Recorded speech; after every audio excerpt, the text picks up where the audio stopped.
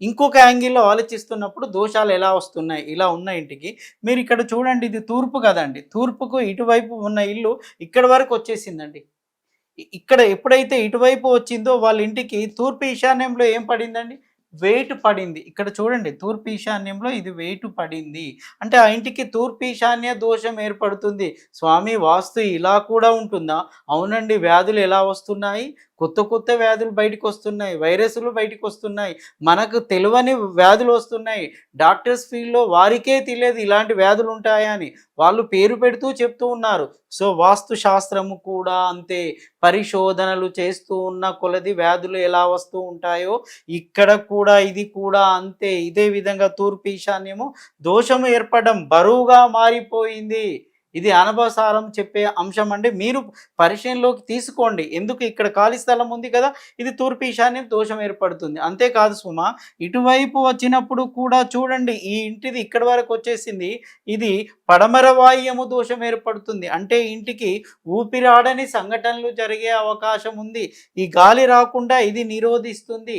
ఇది ప్రగతి సాధించకుండా ఇది నిరోధిస్తుంది.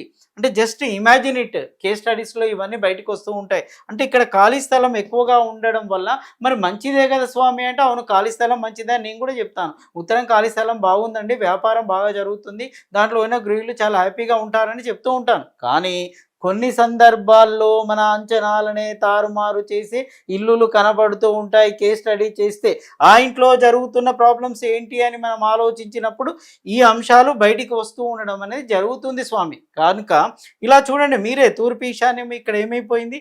బరువుగా మారిపోయింది. తూర్పు ప్రగతిని ఇస్తుందండి. సో ఆ గ్రోత్ అనేది లేదు. ఇక్కడ చూస్తే పడమర వాయువు, సో ఊపిరాడని సంఘటనలే. మరి ఇంట్లో చూస్తే ఉత్తరం బాగుంది కదండి, బాగా సక్సెస్ ఉండాలి కదా, లేదు, సక్సెస్ లేదు, అనుకున్న విజయాలు లేవు అన్నప్పుడు మాత్రమే దీన్ని అప్లై చేసుకోండి. అప్పుడు ఇంతకుముందు చెప్పినట్టుగా ఇప్పుడు ఇటు పడమర వాయుం పెరిగింది, ఇక్కడ తూర్పు ఇది ఇటు అవుతుంది కదా, అంటే ఇది ఇక్కడ బరువు పెరిగిపోయింది. తూర్పు ఈశాన్యము కాస్త డ్యామేజ్ అయినట్టు.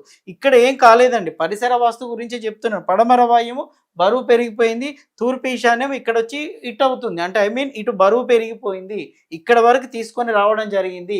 అందుకనే ఇక్కడ ప్రగతిని నిరోధిస్తుంది. అదే గనక మీరు ఇంతకుముందు చెప్పినట్టుగా మీరు ఇలా షెడ్ ఏసారనుకోండి ఎంచక్కా, చూడండి అన్నిటిని బ్యాలెన్స్ చేస్తుంది కదా! సో బెస్ట్ రెమెడీ అండి. మీకు ఇల్లు గనక ఉత్తరం ఎక్కువ ఖాళీ స్థలం వచ్చేసింది, మా ప్రగతి లేదు, మేము సెట్ బ్యాక్ తీసుకున్నాము అని గనక మీకు అనిపిస్తే, ఇది అందరికీ కాదండి, కొందరికి మాత్రమే చెప్తున్నాను.